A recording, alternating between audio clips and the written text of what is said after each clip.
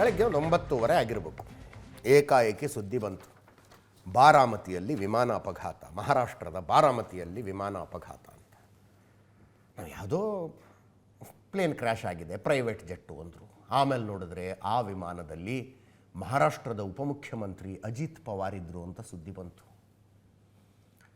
ವಿಮಾನ ಅಪಘಾತ ಆಗಿದೆ ಅಂದರೆ ಫಸ್ಟಿಗೆ ಬರೋ ಯೋಚನೆನೇ ವಿಮಾನದಲ್ಲಿದ್ದವರು ಮೃತಪಟ್ಟಿರುವ ಸಾಧ್ಯತೆಗಳು ಜಾಸ್ತಿ ಅಂತ. ಹಂಗಾಗಿರೋದು ಬೇಡ ಅನಿಸುತ್ತೆ, ಬಟ್ ಸತ್ಯನೇ. ಬದುಕುಳಿಯೋದು ಪಾಸಿಬಿಲಿಟಿ ಬಹಳ ಕಡಿಮೆ ಇರುತ್ತೆ. 15 ನಿಮಿಷ ಬೇಡ 20 ನಿಮಿಷ ಆಗಿರಬೇಕು, ಕನ್ಫರ್ಮೇಷನ್ ಬಂತು ಅಜಿತ್ ಪವಾರ್ ತೀರ್ಕೊಂಡಿದ್ದಾರೆ ಅಂತ. ಅಜಿತ್ ಪವಾರ್ ಸತ್ತೋಗಿದ್ದಾರೆ ಆ ವಿಮಾನ ದುರಂತದಲ್ಲಿ ಅಂತ. ಯಾರು ನಿರೀಕ್ಷೆ ಮಾಡಬಹುದಾದಂಥ ಘಟನೆನಾ ಇದು?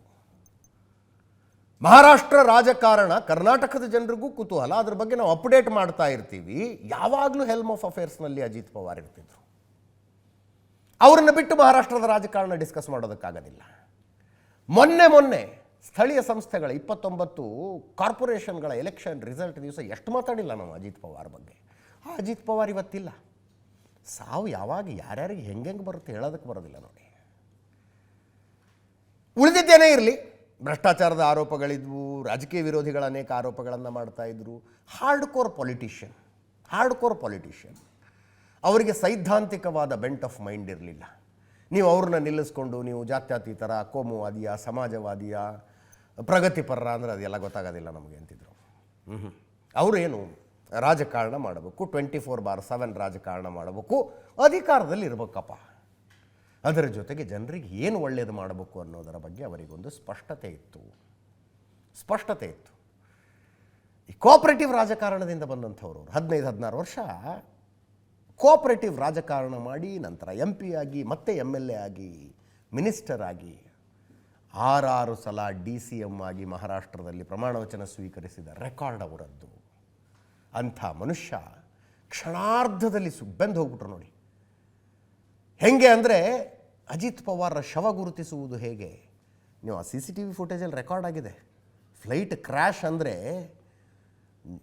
ಇಳಿತಾ ಇದ್ದ ವಿಮಾನ ಏನೋ ದೊಡ್ಡ ಬಾಂಬೇನೋ ಅನ್ನೋರಂಗೆ ಸಿಡಿದು ಹೋಗ್ಬಿಡ್ತು. ಹೆಣ ಗುರುತಿಸೋದು ಹೆಂಗೆ? 5 ಜನ ಇದ್ರು ಅದರಲ್ಲಿ, ಪೈಲಟ್ಗಳನ್ನು ಸೇರಿಸಿ, ಪೈಲಟ್ಟು ಕೋ-ಪೈಲಟ್ ಸೇರಿಸಿ 5 ಜನ ಇದ್ದರು. ಗುರುತಿಸೋದು ಹೆಂಗೆ? ಕೈ ಒಂದು ಸುಟ್ಟಿರಲಿಲ್ವಂತೆ, ಎಡಗೈ. ಅಜಿತ್ ಪವಾರು ಒಂದು ಕಾಸ್ಟ್ಲಿ ವಾಚ್ ಕಟ್ತಿದ್ರು, ಅದೇನೋ ಬ್ರ್ಯಾಂಡ್ ಹೆಸರು ಇದೆ, ಹೇಳಕ್ಕೆ ಬರೋದಿಲ್ಲ ನಮಗದನ್ನ. 60 ಲಕ್ಷ ರೂಪಾಯಿದು ವಾಚ್ ಕಟ್ತಿದ್ರಂತೆ. Black dial silver colour strip ಇದ್ದಂಥದ್ದು. ಇದು silver strip black black strip silver ಇದು ಅನಿಸುತ್ತೆ ನೋಡಿ, ಡಯಲ್ ಅನಿಸುತ್ತೆ. ಈ ವಾಚ್ ಒಂದು ಹಾಗೆ ಉಳಿದಿತ್ತು, ಅದನ್ನು ನೋಡಿ ಕಂಡು ಹಿಡಿದಿದ್ದಾರೆ, ಓ ಇದು ಅಜಿತ್ ದಾದಾ ಶವ ಅಂತ. ಹಂಗೆ ತಗೊಂಡು ಹೋಗಿದ್ದಾರೆ ಹಾಸ್ಪಿಟ್ಲಿಗೆ. ಆ ರೀತಿಯಲ್ಲಿ ಹೋಗ್ಬಿಟ್ರು. ನಾಳೆ ಅಂತ್ಯಕ್ರಿಯೆ, ಬಹುಶಃ ಮೋದಿ ಅಮಿತ್ ಶಾ ಅವರೆಲ್ಲ ಬರ್ತಾರೆ ಅನಿಸುತ್ತೆ. ಬಾರಾಮತಿಯಲ್ಲೇ ಅಂತ್ಯಕ್ರಿಯೆ. ಸುಪ್ರೀಂ ಕೋರ್ಟ್ನ ಜೊತೆಗೆ ತೀರ್ಕೊಂಡವರು ವಿದಿತ್ ಜಾಧವ್ ಅಂತ, ಅಜಿತ್ ಪವಾರ್ನ ಭದ್ರತಾ ಅಧಿಕಾರಿ ವಿದಿತ್ ಜಾಧವ್. ಇನ್ನೊಬ್ಬರು ಪಿಂಕಿ ಜಾಧವ್ ಅಂತ, ಅವರು PA, Ajit Pawar PA. Sumit Kapoor pilot, ಆ ವಿಮಾನದ ಪೈಲಟ್. ಇನ್ನೊಬ್ಬರು ಕೋ-ಪೈಲಟ್ ಇದ್ರು, ಶಾಂಭವಿ ಪಾಠಕ್ ಕೋ-ಪೈಲಟ್. ಎಲ್ಲರೂ ಹೋಗ್ಬಿಟ್ರು. ಈ ಸುಮಿತ್ ಕಪೂರು 15,000 ಗಂಟೆಗಳ ಹಾರಾಟದ ಅನುಭವ ಇದ್ದ ಪೈಲಟ್ಟು. ಶಾಂಭವಿ ಕೋ-ಪೈಲಟ್ಟು 1,500 ಗಂಟೆಗಳ ಹಾರಾಟದ ಅನುಭವ, ಕೋ-ಪೈಲಟ್ ಶಿ ವಾಸ್. ಇದು ಲಾಸ್ಟ್ ಫೋಟೋ ಅಂತೆ, ಗೊತ್ತಿಲ್ಲ ಇದು ನೋಡ್ರಿ, ಹೆಲಿಕಾಪ್ಟರ್ ಅನ್ಸುತ್ತಪ್ಪ. ಲಾಸ್ಟ್ ಫೋಟೋ ಅಂತಿದ್ದಾರೆ ನೋಡಿ, ಪಕ್ಕದಲ್ಲೇ ಇದ್ದಾರೆ ಭದ್ರತಾ ಅಧಿಕಾರಿ. ಅಷ್ಟು ಎಕ್ಸ್ಪೀರಿಯನ್ಸ್ಡ್ ಪೈಲಟ್. ಸುಪ್ರೀಂ ಕೋರ್ಟಿನ ಆದೇಶದ ಮೇರೆಗೆ ಇವರು ಅರ್ಜೆಂಟಾಗಿ ಜಿಲ್ಲಾ ಪಂಚಾಯತ್ ಚುನಾವಣೆಗಳನ್ನು ಮಾಡಬೇಕಾಗಿತ್ತು. ಜನವರಿ 31 ಆಗಬೇಕು ಅನ್ನೋ ಥರ ಸುಪ್ರೀಂ ಕೋರ್ಟ್ ಆದೇಶ ಇತ್ತು. ಚುನಾವಣೆಗಳನ್ನು ಮಾಡೋದಕ್ಕೆ ರೆಡಿಯಾಗಿದ್ದರು ಇವರು. ಅದರ ಪ್ರಚಾರ ಸಭೆಗಳು ನಡೀತಾ ಇದ್ವು. ಬಾರಾಮತಿ ಅಜಿತ್ ಪವಾರ್ರ ಸ್ವಕ್ಷೇತ್ರ. ಅಲ್ಲಿ ಇವತ್ತು ಪ್ರಚಾರ ಸಭೆಗಳ ಆಯೋಜನೆ ಆಗಿದ್ದು. ಒಂದು 3-4 ಇದ್ದು. ಒಂದು ಕಡೆ ಇಳಿದು ಅಲ್ಲಿಂದ ಇನ್ನೊಂದು ಊರು, ಮತ್ತೊಂದು ಊರು, ಹೀಗೆ 3-4 ಕಡೆ ಆಯೋಜನೆಗೊಂಡಿದ್ದು. ನಿನ್ನೆ ರಾತ್ರಿನೇ ಅಲ್ಲಿಗೆ ಹೋಗಿ ತಲುಪಬೇಕಾಗಿತ್ತಂತೆ. ಅದು ಏನೇನೋ ಆಗಿ ಪೋಸ್ಟ್ಪೋನ್ ಆಗಿದೆ. ಇವತ್ತು ಬೆಳಗ್ಗೆ ಹೊರಟಿದ್ದಾರೆ. 8 ಗಂಟೆ 10 ನಿಮಿಷಕ್ಕೆ ಮುಂಬೈ ಏರ್ಪೋರ್ಟಿಂದ ಆ ಫ್ಲೈಟ್ ಟೇಕ್ ಆಫ್ ಆಗಿದೆ. ಅರ್ಧ ಗಂಟೆ ಜರ್ನಿ ಅಷ್ಟೇ ಫ್ಲೈಟ್ನಲ್ಲಿ, ಅರ್ಧ ಗಂಟೆ. 8:15 ಇವರ ಫ್ಲೈಟು ಬಾರಾಮತಿ ಏರ್ ಸ್ಟ್ರಿಪ್ ಮೇಲಿದೆ. Baramati air strip, I am not calling it airport also.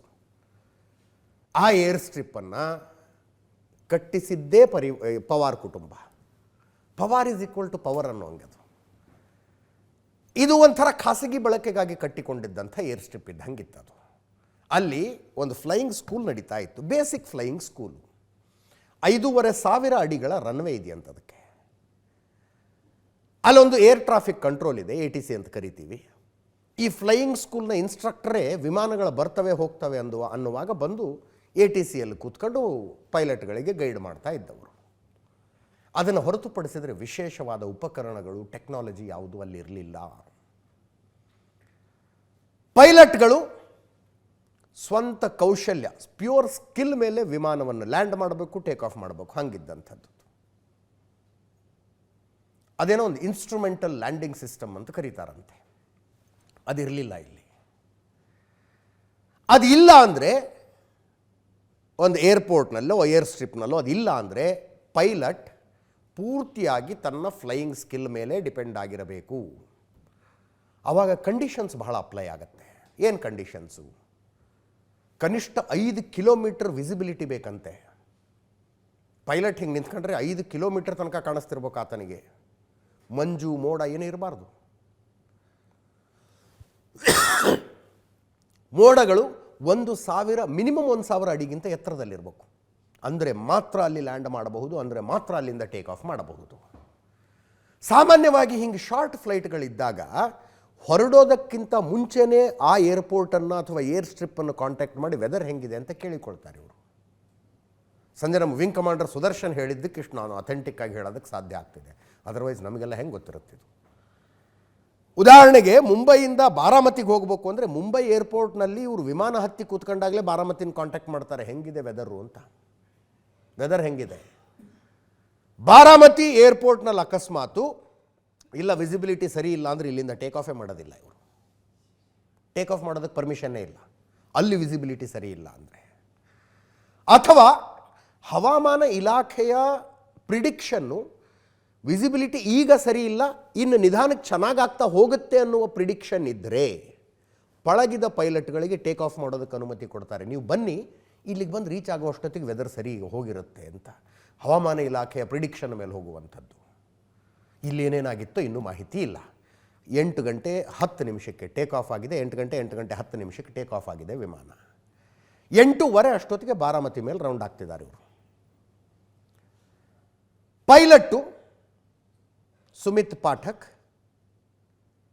Contact ಮಾಡಿದ್ದಾರೆ ATCನ, ಏರ್ ಟ್ರಾಫಿಕ್ ಕಂಟ್ರೋಲನ್ನು. ATCಯಿಂದ ಕೇಳಿದ್ದಾರೆ ರನ್ವೇ ಕಾಣಿಸ್ತಿದೆಯಾ ಅಂತ. ಕಾಣಿಸ್ಲೇಬೇಕು, ಯಾಕಂದರೆ ಅಲ್ಲಿ ಇನ್ಸ್ಟ್ರೂಮೆಂಟಲ್ ಲ್ಯಾಂಡಿಂಗ್ ಇಲ್ಲ, ರನ್ವೇ ಕಣ್ಣಾರೆ ಕಾಣಿಸಬೇಕು. ಪೈಲಟ್ ಕಾಣಿಸ್ತಿಲ್ಲ ಅಂದಿದ್ದಾರೆ. ಹಾಗಿದ್ರೆ ಲ್ಯಾಂಡ್ ಮಾಡಬೇಡಿ ಎಂದಿದೆ ATC. ಮತ್ತೊಂದು ರೌಂಡ್ ಹಾಕಿದ್ದಾರೆ.